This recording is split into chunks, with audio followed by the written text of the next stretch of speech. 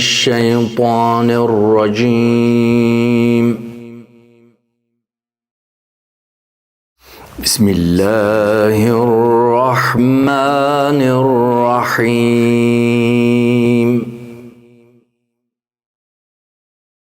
ألف لام ميم.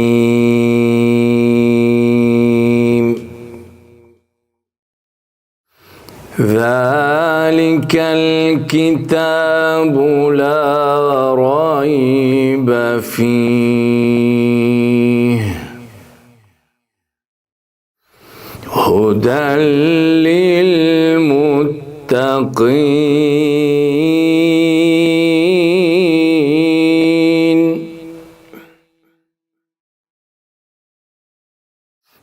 الذين يؤمنون بالغيب ويقيمون الصلاة ومما رزقناهم ينفقون.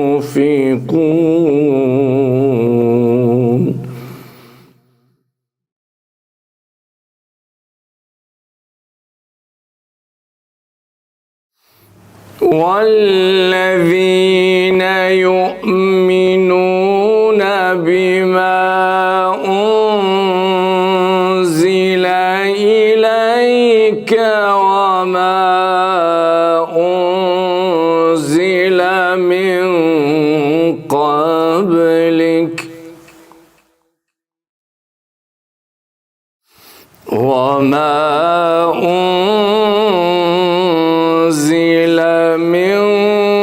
قبلك وبالآخرة هم يوقنون.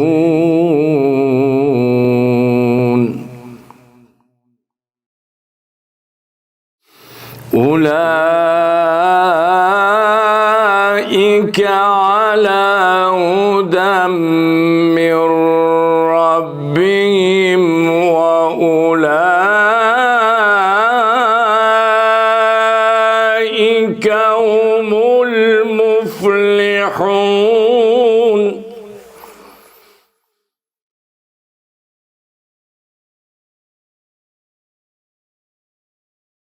والذين يؤمنون بما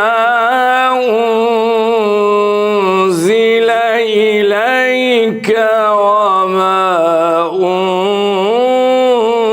أنزل من قبلك وبالآخرة هم يوقنون.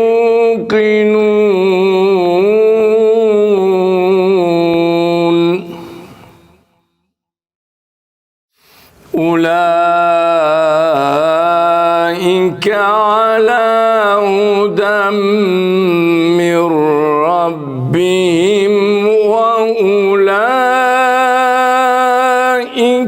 هم المفلحون.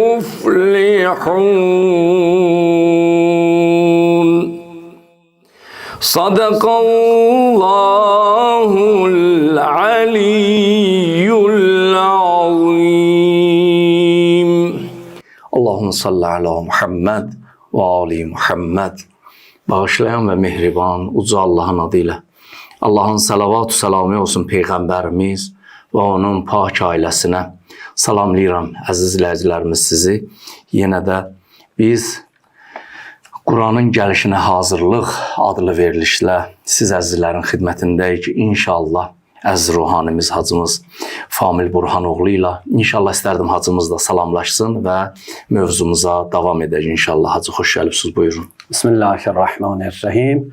Mən də dəyərli izləyicilərimizi salamlayıram. Allah ibadət itaətlərimizi qəbul eləsin inşallah. Amin. Çox sağ olun Hacı, Allah köməyiniz olsun. Hacı, biz keçən verilişimizdə Quran-ı Kərimin bir ayəsini də tilavət etmişdik. Hətta mən verilişin əvvəlində də İbrahim surəsinin əvvəlindən tilavət etmişdim ki, Quran-ı Kərimi Allah göndərib insanların hidayəti üçün.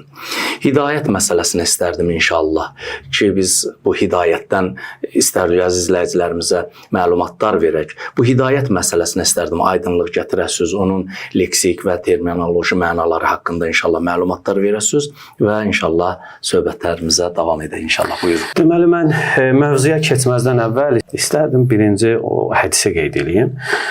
İmam Səccad əleyhissalam buyurur ki, Ayatul Qur'ani xəzainu fəkulləmə fətəhdə xəzainəhu yənbəği ləkə ən tənzurə mə fiyhə. Buyurur ki, Qur'anın ayələri xəzinələrdir. Nə vaxt o xəzinələri açsan, yəni xəzinələrin qapısını açsan, orada olanları görməyə layiqsən. Çox möhtəşəm bir hədisdir. Sözün əsl mənasında Quranla bağlı zövq oxşayan hədislərdən biridir. Çünki Quranın ayələri başdan başa xəzinədir. Yəni xəzinə bilirsiniz də qiymətli daş-qaşların olduğu yerdir. Quran xəzinəsi isə bizim mənəviyyatımız üçün, bizim kamilləşməyimiz üçün, bizim həqiqi insanlıq səmasında zirvələrə ucalmağımız üçün, yüksəlməyimiz üçün lazım olan bütün qiymətli ləl-cəvahiratın olduğu bir yerdir. Ona görə deyir ki, Quranın ayələrinin hər biri xəzinədir. Sən o xəzinələrin qapılarını açdıqca ləyaqət tapırsan oradakı olan bütün qiymətli daş-qaşı görməyə. Bilirsiniz də, açarların iki dili olur. Dilin biri bağlayandır, biri açandır. Əgər doğru, düzgün istiqamətə yönəltsək, o açarın dilini düzgün istiqamətə fırlatsaq, qapı açılar. Amma düzgün istiqamətə yönəltməsək, o qapını tamamilə özümüzə bağlamış oluruq. Bu nə deməkdir? Bu o deməkdir ki, biz xəzinəni açmaq üçün mütləq düşüncəmizi düzgün istiqamətləndirməliyik. Düşüncə istiqamətimizi, düşüncəmizin açarını düzgün istiqamətə fırlatmalıyıq. Düzgün istiqamətə fırlatmanın da yolu var. Bilirsiniz, bəzi açarlar var, onların xüsusi metodla açılır da. Məsələn, seyf qapıları var. Seyf qapılarının xüsusi açılış qaydası var da. O açılış qaydasını mütləq öyrənməlisən.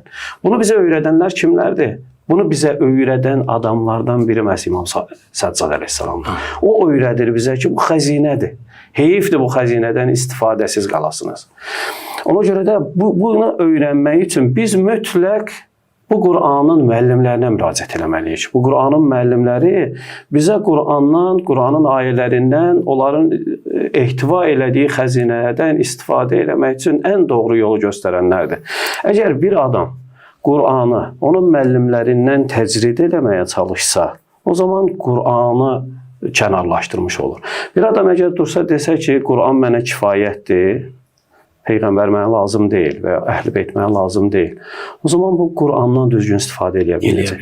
Bir adam durub desə ki, mənə Əhl-i Beyt lazımdır. Çünki tarix boyu bu belə cərəyanlar olublar da. Bəzi cərəyanlar gəlir deyir ki, Qur'an mənə kifayətdir, hədisə ehtiyac yoxdur. Amma bir də var deyir ki, həsbuna Əhl-i Beyt.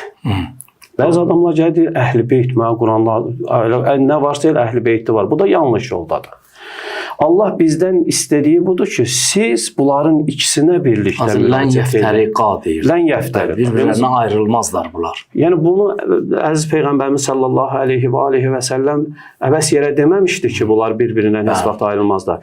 Yəni biz, əgər Qur'an bir insan siması alsa, bir insan surətinə düşsə, olacaq Peyğəmbər və onun Əhl-i Beyti. Əgər Peyğəmbər və Əhl-i Beytini bir kitab formasına salsan olacaq Qur'an. Bütövlükdə Qur'andır. Bunlar Qur'anın təcəllasıdır. Əvvəla birincisi, Qur'an Allahın kəlamının təcəllasıdır. Allahın mütəkəllim adının təcəllasıdır. Bütün kainat ümumiyyətlə Allahın ayrı-ayrı adlarının təcəllasıdır. Bu, bilirsiniz, bu məsələ sizin dediyiniz hədisdən bir damcı diqqət edəndə görürsən ki, hədislərimizdə var ki, deyir, Qur'anla insanların fərqi Allahla bəndələrin fərqi qədərdir. Yəni Qur'anla, üzr istəyirəm, Qur'anla başqa kitabların fərqi Allahla bəndələrin fərqi qədərdir. Yəni o Allahın sözüdür. Yəni o əsl məsələni bu sizin dediklərinizə diqqət eləyəndə bunu görürsən. Siz deyirsiniz ki, İmam Səccad əleyhissalam deyir ki, bir xəzinədir. İnsan o xəzinəni anlayandan sonra bilir ki, Quran necə bir əzəmətli bir kitabdır. İmam Səccad əleyhissalam elə özü buyurur ki, əgər yer üzündə bütün insanlar ölmüş olsa, mən yer üzündə tək qalsam, mənimlə Allah kitabı olsa, mən heç neydən qorxmaram. Yəni bunu o Quranı anlayanlar bilə bilərlər. Yəni insan onu anlamadıqca deyə bilər ki, hə nə var ki, Quran sənin yanında olanda nə olacaq? Yəni o sözün elə bil ki, əsli dəyəri bu o birisi hədisindən biraz da aydınlaşır ki, insan doğrudan o əgər Əhl-i Beytin dediyi kimi, Peyğəmbər və onun Əhl-i Beytinin dediyi kimi Quranın o xəzinəsini anlasa, bilər ki, Quran nə boyda əzəmətli bir şeydir. Buyurun. İstədim yəni birinci növbədə biz nədən danışdığımıza, mən istəyirdim ki, izləyicilərimiz biraz bu məsələyə, çox incə məsələlərdə, məsələn, Qurandan hər kəs danışa bilər. Elədir. Yəni hamı Qurandan danışa bilər, Quranda oxuyanlar çoxdur. Qurandan elmi izahlar verməyə çalışanlar çoxdur. Adamlar var, bilirsiniz nə edirlər? Hər hansı bir mövzu ilə bağlı fikir yürüdür. Sonra o fikri əsaslandırmaq üçün Qurana müraciət edir. Yanlış metoddur. Yəni sən hər hansı bir mövzu ilə bağlı fikir yürüdəndən sonra Qurana artıq müraciət edəndə o Quranın sənə vermək istədiyini sən orada tapa bilməzsən. Çünki sən Quranın mənasını sənə verdiyindən tamamilə kənarlaşdıracaqsan. Sən Quranı özünün düşüncənə sübut üçün artıq mənbə kimi istifadə edirsən. Quranın mənbəsi, mənası artıq qalır kənarda. Məsələn, adam var, görürsünüz, psixologiya ilə bağlı psixoloqdur. Psixologiya ilə bağlı araşdırma aparır. Hər hansı bir qənaətə gəlir, sonra Qurana müraciət edir. Yəni bu adam artıq o düşüncəsində olanın təsdiqini tapmaq üçün Qurana müraciət edir. Mütləq o bir şey tapacaq orada. Amma o ki Quranın ayəsini kontekstdən çıxartdı, kontekstdən çıxardandan sonra problem yaranır. Baxın, bugün dünyada nə qədər cərəyanlar var. Elmi, nə bilim, əməli cərəyanlar var, məzhəblər var. Bunların hamısı Qurana istinad edirlər. Necə olur vahid kitaba bu qədər cərəyan müraciət edə bilir? Hamısı ayrı-ayrılıqdadır. Hamısı bir-birindən fərqlidir. Hamısı bir-birinə bəzən təzadlıdırlar, bir-birinə qarşıdırlar. Niyə? Çünki bunlar Qurandan istifadə eləmirlər. Quranı öz düşüncələrini yükləyirlər, problem yaranır. Bizim bir müəllimimiz vardı, Hacı. O deyirdi ki, haqq yol axtaranda, nahaq yol axtaranda əgər Qurana baxsa, özü üçün oradan bir ayə tapacaq. Yəni, belə də öz fikirlərinə görə. Əsl məsələ odur ki, Quranın ayəsini qoyub onun üstündə danışasan da, nəinki sən siz dediyiniz kimi öz fikri deyəsən, sonra ona bir Quran ayəsini şamil eləyəsən, bu yanlış fikirdir. Deməli, amma Quranın məqsədi nədir? Quranın məqsədi, baxın, bugün məndən də çox vaxt istəyirlər, deyirlər ki, biraz elmi məsələlərdən danış da, Quranda elmi mövzular var, filan var, nə. Bu öz yerində yaxşı bir şeydir. Amma Quran gəlməyib bizə.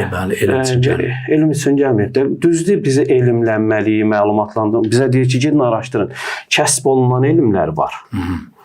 Bir də Allah tərəfindən öyrədilən elm var. Əziz Peyğəmbərimizi Allah Taala göndərəndə çox möhtəşəm bir dənə ayə var. Deyir ki,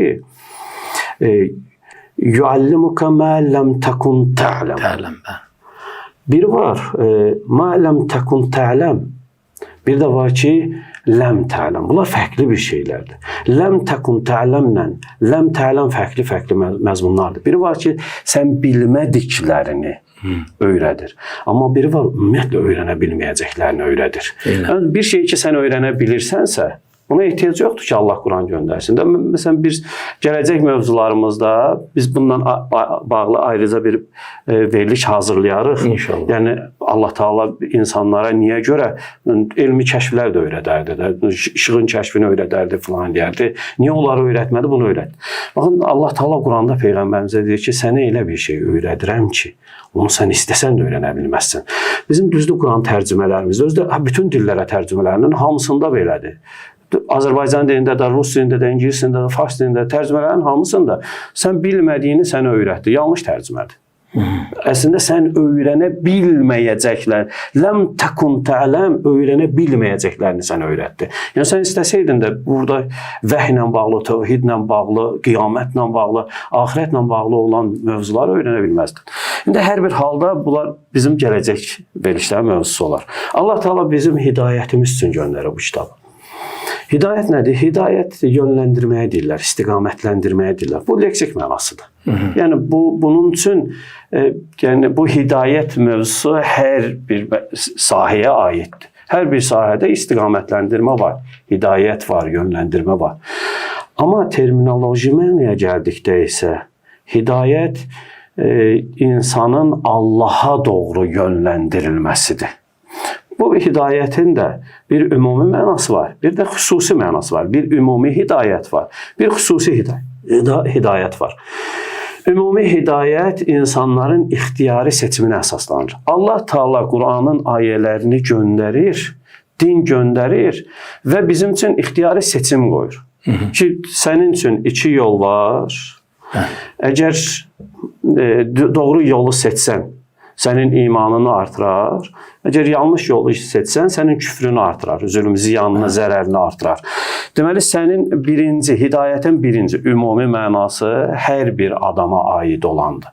Amma xüsusi mənası, xüsusi insanlar üçün düşüncəsini, təfəkkürünü, əqidəsini tamamilə saflaşdırmış adamlara aiddir.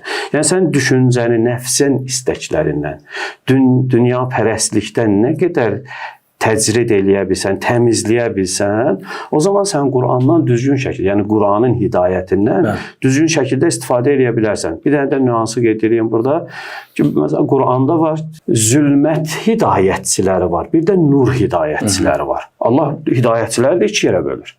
Yəni, səni zülmətə doğru aparan nur rəhbərləri, bir də zülmət rəhbərləri. Səni zülmətə, qaranlıqlara qərq eləyən rəhbərlər var. Ki, o da rəhbər təkcə insandan ibarət deyil. Sən özün üçün örnək götürdün, hər bir cəhət sənin üçün rəhbərə çevrilə bilir. Bu nəfsə də aiddir. Dünya ilə bağlı istəklərə də aiddir, ehtiraslar girdabına da aiddir. Yəni, sənin üçün rəhbər, kənardan bir rəhbər ola bilməz. Amma daxildə bir dənə hiss var. O səni yönləndirir, istiqamətləndirir. Zülmətə doğru istiqamətləndirir. Bir də nur rəhbərləri var da. Bunlar sənin hidayətçilərin deyəm, sən onlara o istiqamətlərə yönləndirir. Deməli, Quran-ı Kərimdə hacı ayə var ki, buyurur, yudillu bihi kəfirən və yəhdi bihi kəfirən. Elə bil ki, bu Quranın vasitəsilə də elə bil biz çox insanlar bunun vasitəsilə zəlalətə və çoxlarını da elə bil ki, hidayət eləyirik. Hər ikisində elə bil azğınlığa gedənlər var, doğru yola gedənlər var. Bu nə mənayadır? Deməli, Allah Taala bir ayə buyurur. Mən istəyirəm bundan əvvəl o ayəni qeyd edək. Bundan əvvəl Allah Taala buyurur ki, Allah Taala yuzillu mən yəşa və yəhdi mən yəşa. Bəli. Yəni, istədiyin hidayət eləyər və istədiyin də zəlalətə göndərər. Bu məşhur tərcümə. Bəli.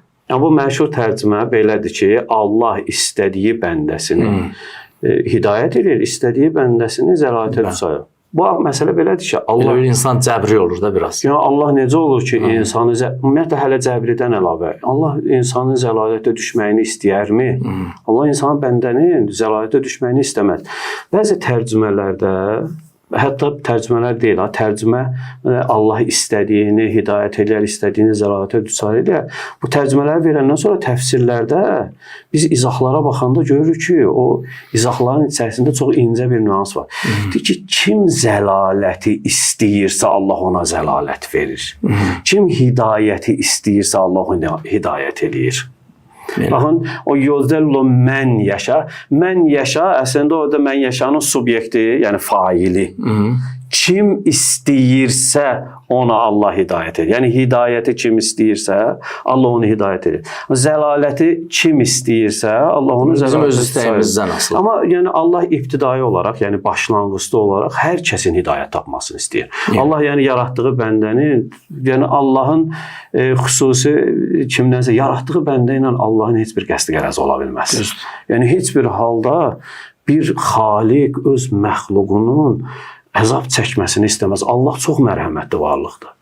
Çox həddən artıq. Bizim qüdsüdə var ki, deyir, mən analarından onlara mehribanam. Yəni, əslində bizim üçün, yəni Allah bizə başa salmaq üçün bunu qeyd edir. Yəni, bizim hələ başa düşdüyümüz ən üstün sevgi, ən üstün şəfqət və mərhəmət ana sevgisidir deyə Allah ondan istifadə edir. Yəni, metaforası odur. Amma bizim ondan daha üstün Allahın bizə olan sevgisi bizim təsəvvürümüzə sığmaz. Sözlərlə izah edə bilməyəcəyimiz qədər çox güclü bir sevgidir. Yəni, məsələn, hətta Nuh əleyhissalamla bağlı bir rəvayətdə qeyd olunur. Nuh əleyhissalam deyir, sonra o gün tufandan xilas oldular. Xilas olandan sonra bütün peyğəmbərlərin hərəsi bir sənətlə məşğul oldular. Hər bir sənətin sahibi oldular. Nuh əleyhissalam da deyir, dulusçu idi. Saxsı qablar üzərində. Deyir, bir dəfə oturmuşdu, bir nəfər girdi saxsı qab almağa. Saxsı qabın birini aldı, elə orada da sındırdı. Sonra ikincisini götürdü, sındırdı. Sonra üçüncünü sındıranda tutdu əlindən dedi, niyə belə edirsən? Dedi, sən nə dəxli var ki, sən düzəldirsən. Mən pulumu verib səndən bunu alıram da. Dedi, şurası mən düzəltməmişəm ki, sən onu sındırasan. Mənim ürəyim yanır, mənim içim bu qədər zəhmət çəkmişəm ki, bu istifadə olunsun. Əgər bunu sən istifadə təyinatı üzrə istifadə eləməyəcəksənsə, o zaman mən narahat olurum. Mən səni satmaq istəmirəm də. Baxın, orada deyir, həmin şəxs gülümsəyir, təbəssüm edir, deyir ki, bəs Nuh, bəs necə oldu sən Allahın yaratdığı bəndə üçün əzab istədin, bəla istədin? Düz ya, Nuh əleyhissalam, əvvəla peyğəmbərlərin heç biri Allahın icazəsi olmadan bir şey istəməzlər. Yəni 950 il bir insan bəşəriyyəti istəyir xilas eləsin. Zülmətdən, günahdan, zülmətdən nura çıxartsın. لِتُخْرِجَهُمْ مِنَ الظُّلُمَاتِ إِلَى النُّورِ. Bu ayəni sizin oxuduğunuz o İbrahim surəsində oxuduğunuz ayə bu idi də. Bəli, ənzəlnahu iləyk, kitabun ənzəlnahu iləyk lituxricannas minəz-zulumati ilə izni Rabbihim. Özdə Allahın izni ilə. Yəni özdə bunu da xüsusilə qeyd edilir ki, yəni onların bir müstəqil şəkildə bunlar hidayət eləmirlər. Zati hidayət Allaha aiddir. Yəni Allah icazə verir. Allah istəsə sən hidayət edirsən. 950 il Nuh əleyhissalam bu qədər təbliğat apardı. Təbliğatından sonra deyirlər, hədislərimizdə var, rəvayətlərdə var ki, 80 nəfər iman gətirdi. 950 il ərzində heç 100 ilə 10 nəfər də düşmür. Baxın, bu qədər səbirli bir peyğəmbər. Sonra da təbii ki, Allahın icazəsi ilə istəyir də bu. Yəni özü Allah icazə vermədən o bəlanı istəməzdi. Amma bununla belə o hədisin özündə hələ nə qədər düzdür, düz deyil. Burasının işimiz yoxdur. Amma bir şəfqəti çatdıran, Allahın rəhmətini çatdıran. Allahın rəhmətini çatdırır. Yəni Allah öz yaratdığı bəndədir. Biz bir ata özünün hətta ən naxələf övladını belə, ən zülmkar, ən qəddar övladını belə qıymaz. Allah səni heçdən yaradıb. O necə sənə qıyar? Bu qədər mərhəmətli, rəhmətli olan varlıqda. O səni heç vaxt istəməz zəlalətə düçar olasan. Amma zəlaləti sən özün istəyirsən. Sən nə eləyirsən, özünə eləyirsən. Hacı, bu rəhmət mövzusunda mən bir əhvalat yadıma düşdü. Deyir ki, o zaman ki bu Fironun zülmündən insanlar qaçırdılar. Mən bu hədisi neçə dəfə görmüşəm. Deyir ki, Həzrət Musa əleyhissalam da qövmü ilə gedirdi. Bunlar gəlirlər, bir dağ vardı oranı aşmağa. Deyir, bir ana var idi, qucağında da uşağı var idi. Ana yıxılır, uşağın saxlayır, qıçı əzilir, qolu əzilir. Deyir, Həzrət Musa Allahına dedi, İlah pərvərdigar, gör ana evladın nə qədər sevir ki, yəni özü əzilməyə razıdır, amma evladının yəni o əzab çəkməyinə yox. Deyir, dedi, ya Musa, elə bilirsən o özündəndir, onun rəhməti verən mənəm. Əgər bir anlıq mən ondan rəhməti götürsəm, onun qəlbindən çıxarsam, balasını da sevməyəcək. İstəyirsən görsədim də sənə. Hətta görsədir də, deyir, bir anlıq çıxardır, uşağın qoyur, çıxır gedir. Təzədəndən deyir, o rəhməti anıya qaytaran sonra gəlir aparır. Deyir, bu dünyada olan mənim rəhmətimin 1%-ni insanlara vermişəm. Yerdə qalan bütün rəhmətimi saxlamışam növbəti dünyaya. Yəni Allahın rəhməti sonsuzdur. İnsanlar gərək o rəhmətdən bacardığı qədər istifadə eləsinlər ki, o rəhmət ayı da ki, üzümüzə gəlir də. Həm rəhmət ayı gəlir, eyni zamanda o rəhmət ayında rəhmət kitabıdır. Bəli, rəhmət kitabıdır, bəli. Rəhmətən lil aləmindir. Peyğəmbərimizin simasında, əslində Peyğəmbərimiz bilirsiniz də, yəni Quran bir məiyyət termini var. Bu məiyyət bilirsiniz nədir? Allah Taala Quranda buyurur ki, mən Peyğəmbəri göndərdim, onunla bərabər kitab göndərdim. Yəni Peyğəmbərlə bərabər kitabı göndərmişəm. Birinci göndərilən Peyğəmbərdir. Yəni Peyğəmbərlə gələn aləm, Peyğəmbər öz aləmlərə rəhmətdir, ondan gələn kitab da aləmlərə rəhmətdir. Bayaqlar qeyd elədiyimiz kimi Allahın bütün adlarının ədaləti, səxavəti, rəhməti, mərhəməti, şəfqəti, elmi, hər şeyin təzahürüdür dünyada. Bütün varlıq aləm. Biz Allahı tanıyanda, Allahı tanımanın əlamətlərindən də biri nəticəyə baxıb səbəbi tapırıq da. Yəni deyir ki, bu nəticədə bu varsa, deməli onun səbəbində də bu var. Hacı, bu mövzu çox geniş mövzudur ki, inşallah Allahın rəhmətindən məqsəd, hidayətdən məqsəd nədir və bunun haqqında da təbii ki ayələr var. Biz birinə işarə elədik və təbii ki başqa ayələr də var ki, mövzumuz çox uzanacaq. İnşallah gələn verilişlərimizdə danışarıq. Onlardan biri də budur ki, la əlif lam mim zəlikəl kitabu la raybə fih. Bu bir kitabdır ki, bunda heç bir şək şübhə yoxdur. Hudən lil muttaqin. Müttəqiləri də hidayət edəndir. Müttəqilər nədir? Hidayət nədir? İnşallah gələn verilişlərimizdə ümidvaram ki, bunlara da işarə eləyək. Ümidvarıq ki, siz əzizlərə lazımlı mövzuları çatdıra bildik. Allah bizləri Quran və Əhl-i Beytdən ayrı salmasın. Allah amanında.